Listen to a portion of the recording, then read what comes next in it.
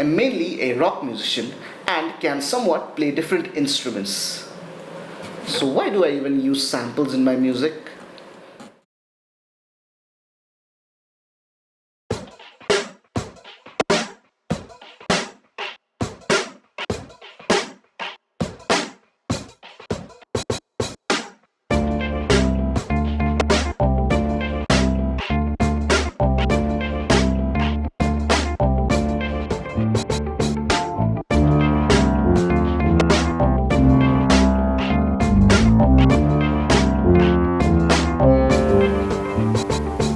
Listen up, I'm gonna work through some line. Make room for your homie, pay attention to the divine. Cause I'm the God around, I see my angel, they be flying. If you think you're finna put windows, just fucking stop crying. You ain't gotta be no shit for no politicians. They just bury your souls and themselves be the mortician. The promises they make are a recruitment and audition. A threat, a caution, a massive brainwashing.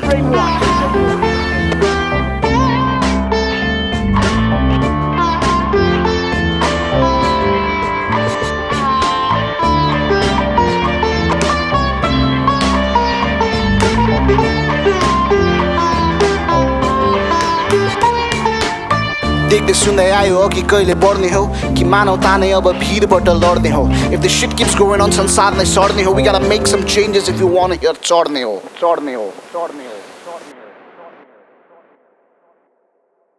When I was recording my first official single, the Rhododendron song, I wanted a string section in my music. So I could have easily, used sample libraries, MIDI, something like I had access to, but what I did was I decided to play violin. I don't even know how to play violin, to get the strings, to get the high notes, basically the strings, and even somewhat like a viola playing slightly lower notes, and then to get the cello notes I bought a guitar, and then to get the really low notes I bought a bass. So I had not used any samples, like everything that you hear, well, I'll get to that, but almost everything that I played on the Rhododendron song was just real instruments playing, real instruments playing. But it got to a point where I was mixing it, and then I realized the kick just was not hitting hard enough.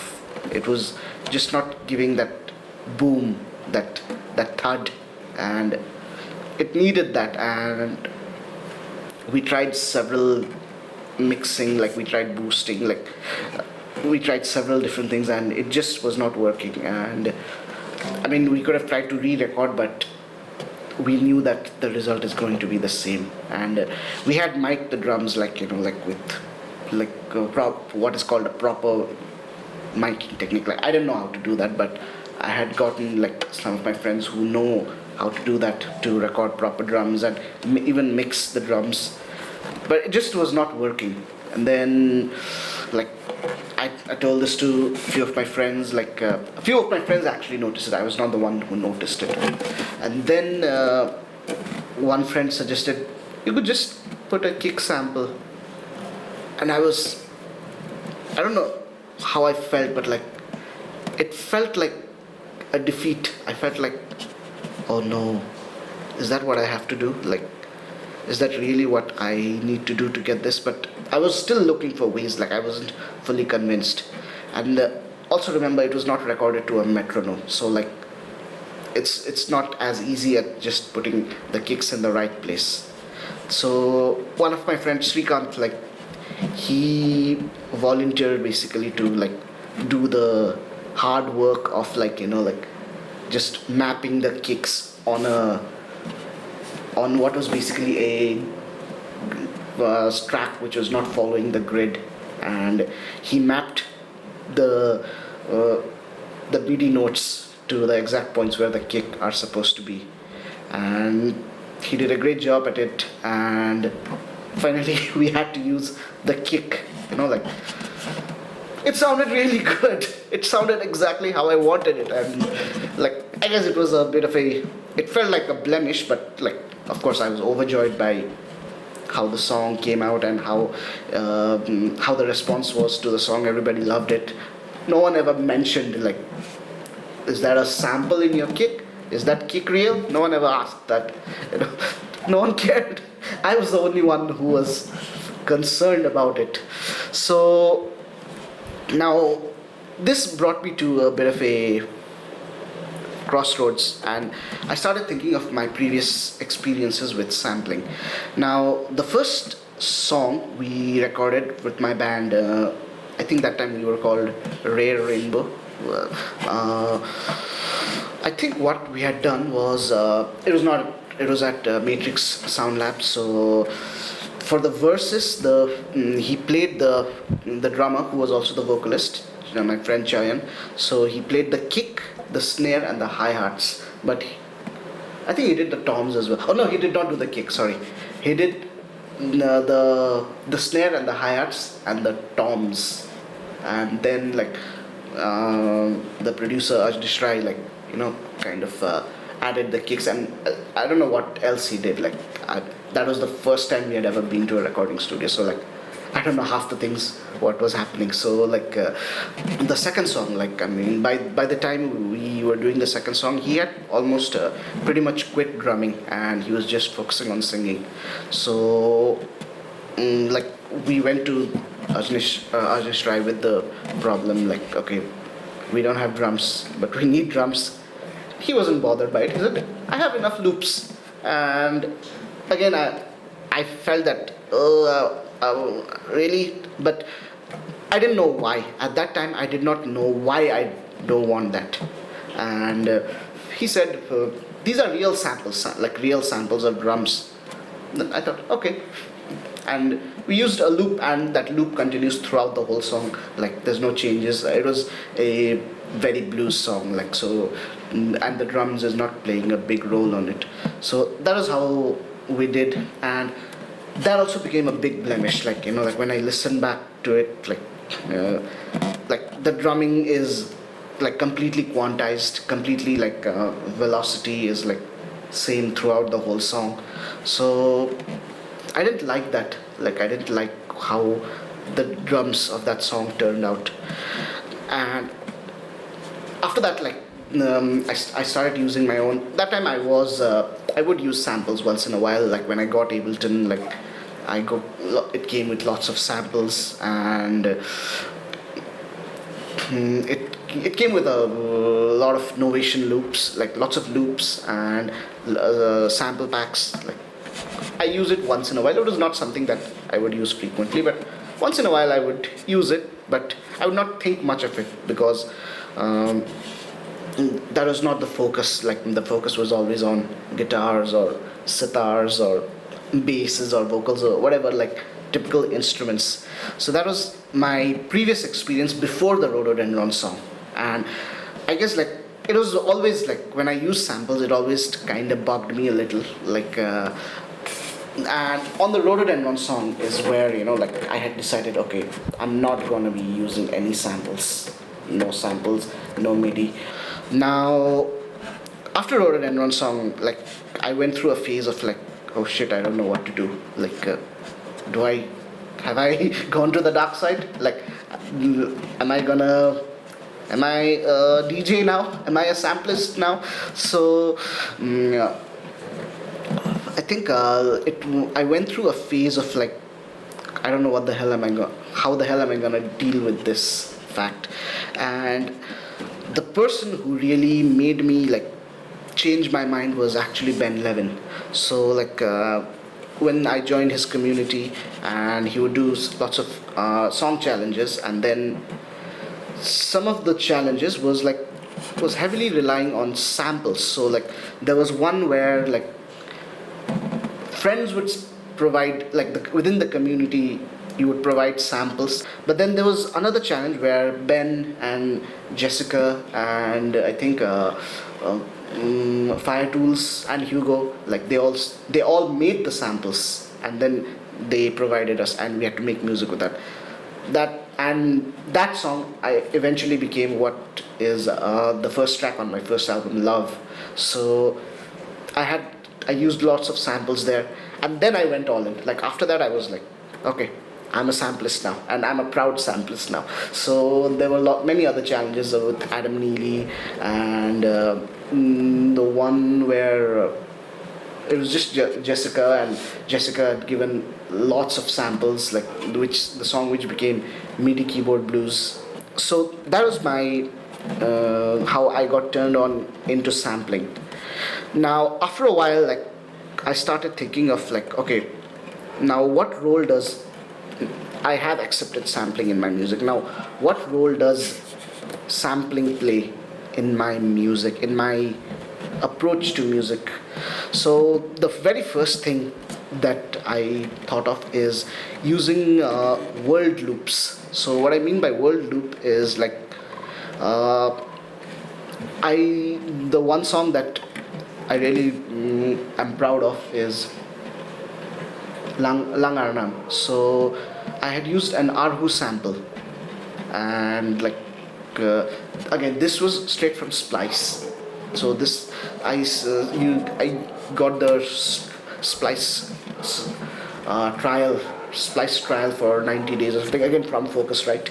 So I downloaded a lot of samples and lots of world instrument samples, instruments which like I could never get access to. Like I might, but like there is a less chance of me ever buying an Arhu or a Guzeng or a Darbuka, like lots of instruments which I will not get easily access to.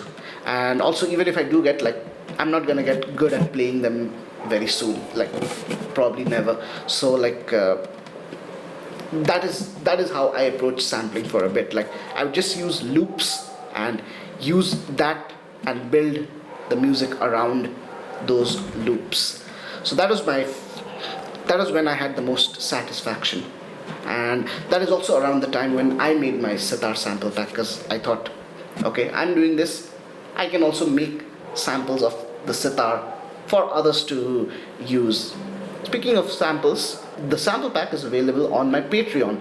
You can get access to this sitar sample pack as well as some other sample packs. Like I've made a synthetic India sample pack where I'm playing lots of Indian phrases on different soft synths. So just for $5 a month you can get access to these sample packs. And if you'd like to get even more access to a lot of backing tracks, a lot of outtakes, chords of my songs, then there's a $10 tier where it's the everything access. So if you'd like to support the channel, please do go over to my Patreon and become a patron. So coming back, now that was the first. World loops was my first thing. Secondly, then I started getting into like firstly using the Ableton drum rack.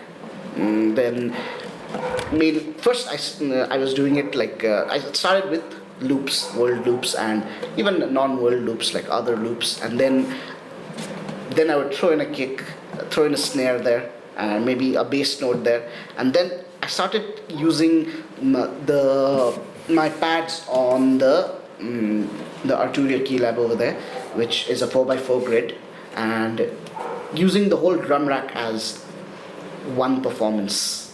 And soon that led me to Koala sampler. So I think here it was like pretty much the world is blown apart. Like the whole world is open. Like drumming became my big thing. Now I also started loving using pads, and not just the Arturia pads but also my Novation Launch key pads. So back then I didn't have the launch pad, so I had the launch key mini. I still have it, and I started using those for drums, but also for like triggering samples. And I still love playing on those pads. Like I like it more than the Arturia pads. So it became a drumming thing for me. So I started playing pads. Now soon I started on Ableton at least. I started using VST drums instead of single one-shot samples, and then we'll talk about sample libraries and VSTs later. But one thing I realized is I'm not a big fan of what is called flipping samples. Like you reverse the music, you put some do stuff to it, add effects to it, like chop it up in such a way that it stops sounding like that sample. And then for that, my question would be, well, why are we even using that sample in the first place? Like I think I remember a quote by Ringo Starr on the Sgt. Pepper documentary. I mean, I'm kind of on that side, but also not on that side because I love Sgt. Pepper. It's one of my all-time favorite albums. So what Ringo says is like, well, you do something to the guitar and then you do so much stuff to it that it starts sounding like a piano. And then Ringo says, well, then why not just use a piano?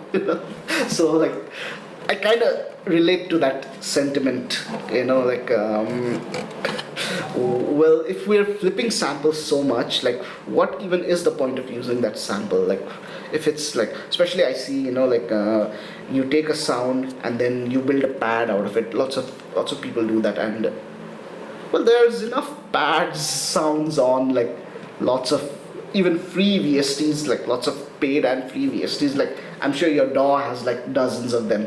So like, you don't need to build a pad sound. Like, there's enough already in the world. So that's what I'm not a fan of flipping samples. That's the first thing. And the second thing is like, this is a bit of a gray area because like so this will tie into the next topic that I'll talk about, is like, well, did the original player want the sound to be flipped? Like, if I'm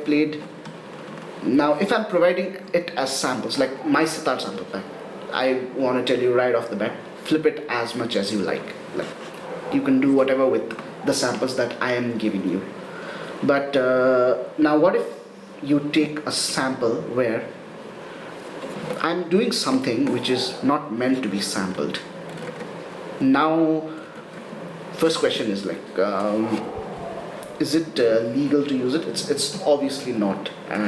But how do I feel? Because I know lots of people who sample. They sample straight off of YouTube or vinyls, like obscure vinyls or old jazz recordings, and I'm not sure if I'm okay with that, because like so it's a gray area. But like okay, let me just present a situation where this would not totally not be okay.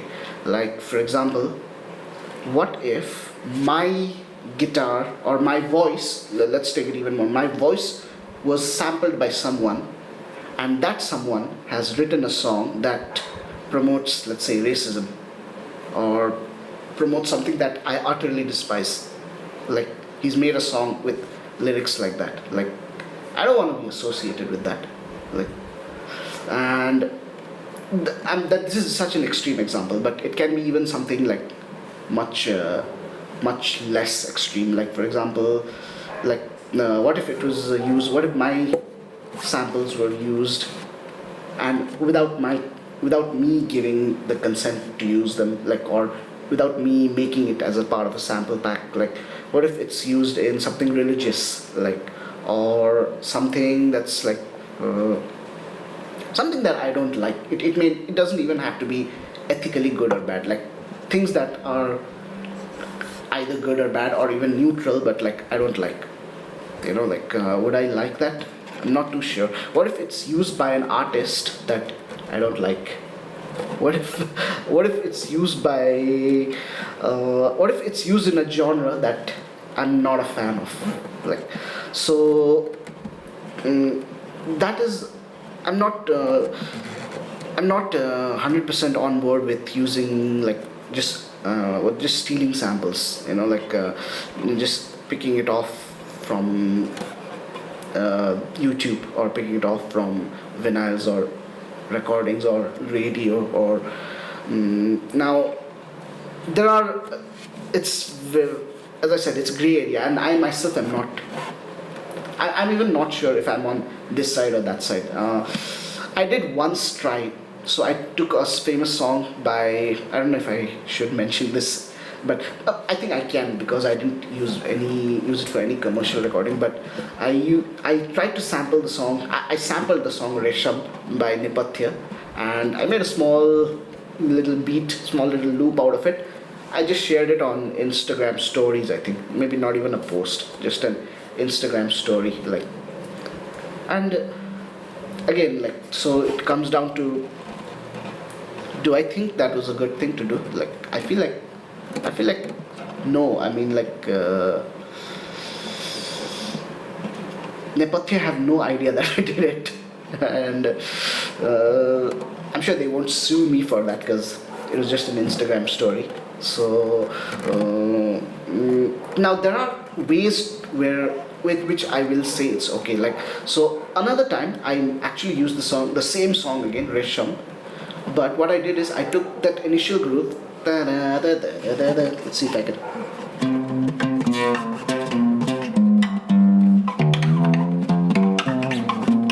That groove. If you know the song, you know which groove I'm talking about.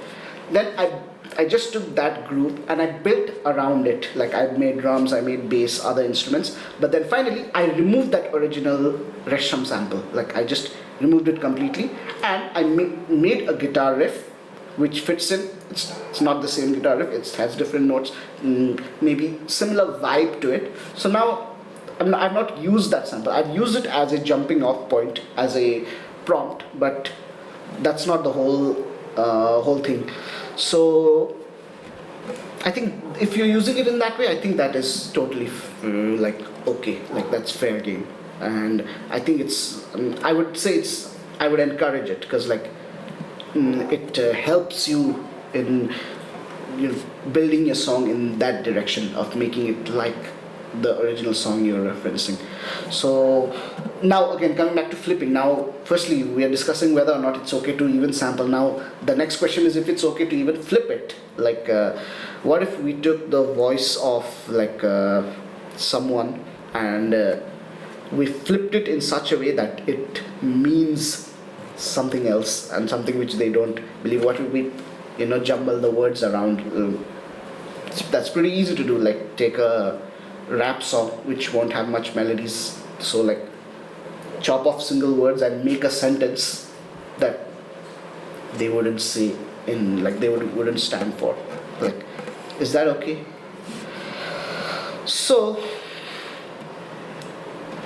now the next question that I am currently facing is it still my music if I am using samples? Like, I want to mention one specific incident. So I made one of the raw jams. I think it was episode 8 or something, like, where I was using a lot of samples in Koala Sample. All legal samples, by the way, nothing that I stole, like, mostly from the splice that I had. So I was using samples of that, like, and I was using it was the episode where I was using the Middle East contact library. Again, we'll talk about libraries after this, but I was using the contact Middle East a lot, and then I was also using some loops. Now the loops were actually the prominent hero, the prominent thing about this piece of music I made. I made, like, 3 loops, a raw jam episode, and I didn't really care about that. It was not the best song I made. It was not even the best raw jam I had made. After I made it, like, when, like, I showed it to Dr. Who, and he said, "This is the best thing this is the best raw jam I've ever made." And I was like, "What, really?" No, it's not that good. Like, I wasn't too happy with it, and Dr. Who was right, because, like, it eventually turned out to be the most popular raw jam episode, and right now I think it has, like, probably 500 views or something. I don't know the exact numbers, but like, compared to most of my raw jams, like, which would get like 100 views, that episode got like 500 views, and that is my most popular raw jams episode.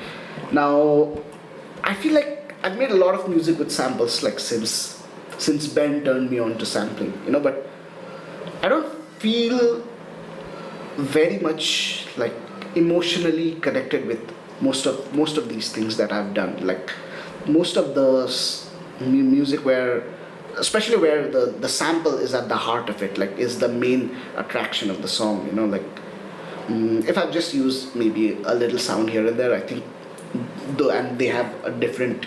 The guitar is the focus, or the vocals, something else is in focus. Like those, I do feel connected. But there's stuff where like I've literally just put one loop and another loop and another loop together and made music. Like, so where do we draw the line? Like where is the line where it becomes my music and not someone else's? Like not a compilation, not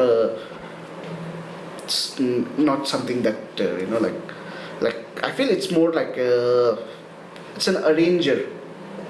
Now all these contradictions. Now again, you can also think that's exactly what a composer does. Like that's what Beethoven did. He just put notes together. He never played any of Symphony Number 5, or he didn't play any of it. He just put the notes together. So like these are all gray areas. Like I don't have the answers to any of these, by the way. I don't have answers to any of the UUU videos. I forgot to mention, this is an unscripted, unfiltered, untuned video. So yes, I don't have, these videos are all like me like jotting down my thoughts to the camera. I don't have answers to any of these. These are all my contemplations. So where do we draw the line? Like where is any of the sampled music I made my music? Yes, the bass I played on it was mine. I remember I played the 12 string on that, so that was definitely mine. Now the samples I used, there was some vocal samples and I think there was some oud samples. So I didn't play the real oud, like I used oud samples. I don't know if I can claim ownership that those are mine. Now I also, in that particular jam, I also used sample libraries, Middle East sample libraries. I think those are okay. Like again, thinking like Beethoven, like you could say Beethoven was basically working with sample libraries, but his sample libraries were real musicians. I think sample libraries are okay. So like, because we're still playing them, and it can even be if we're writing it on the piano roll, like you're still making the music.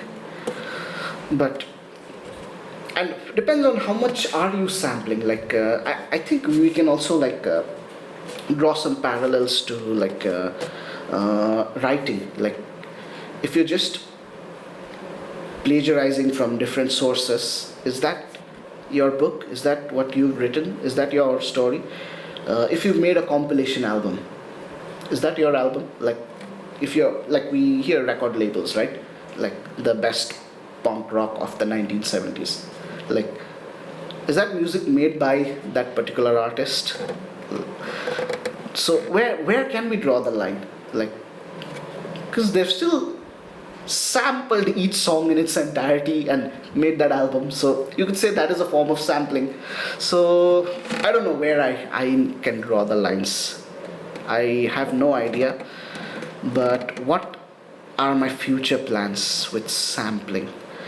Recently, just a couple days back, and Doctor Who, not Doctor Who, I think Grumo had told me this long ago.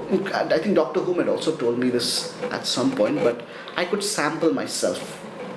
And at first that didn't make sense. Like, why would I sample myself? Like, I could just play it. Like, if I want, I can just play that. Why would I need to sample this? But now this also draws back to like. So there was a time in. There was a time in 2021, 22 where I was using VCV Rack a lot, and VCV Rack, I have the free version, so it does not go into the DAW. So I just made screen recordings of those and I put it up on Instagram. Like, those were some of my least viewed videos. Like, nobody liked them, and I did it for quite some time. Like, I made lots of VCV Rack jams, and now I'm not being able to get back into VCV Rack very well because I think I've plateaued with VCV Rack. That maybe that'll be another video. But now I'm actually thinking maybe I should go back and sample those. Maybe that would make sense, because I made those here. Like, I'm not copywriting anyone. Like, maybe I'm copywriting myself. I'm gonna sue myself. So that is something I have, but I do want to keep building on world loops as well. Like, again, splice, and I also want to provide samples, like with the instruments that I have, and more sitar samples, and like instruments like these. Like, I'm not too good at that, but I can get I can play basic tunes, and also Indian music played on like guitars, or like, more non-traditional Indian instruments. So I want to keep providing samples as well for you guys, those who are my patrons. So and myself, I want to keep. I think it will always be a blemish when in my mind, but I think I will keep doing it, and I do always keep seeking out like sample packs of world music, sample libraries. As I said, I have no problem. I use it without any guilty conscience. Like, I have no problems with it. With sample packs, like, I'm a little scared. As I said, I got a lot of samples when I had those 3 months of splice, and once in a while, like, I bought one big sample pack from One Man Tribe, like, of lots of percussion, African drums, like, and I have used it many times. And then besides that, once in a while, like, maybe if I find a cheap sample pack of world music, or free sample packs of world music, I do get them, and I have most of them loaded on my iPad. Not iPad. I have most of them loaded on my tablet. It's not iPad, it's not Apple, it's Orange. So on my tablet, and where I have Koala Sampler. So I will use them once in a while, but I am seeing that, like, I'm using Koala Sampler less and less over the last few months. So that is it. And for the outro and intro of the music, I will make some music with samples. I don't know what else I will do. I might add some instruments to it. I might add the oud to it, maybe, or I will have instruments on it. And if there is a backing track, it will be up on my Patreon. And then maybe you can, after the song is over, you can watch another video of mine where I'm talking about my guitar, one of my guitars, maybe the Tele video. Not my guitar, it's not my Tele, but about the Telecaster. Check out that video over here.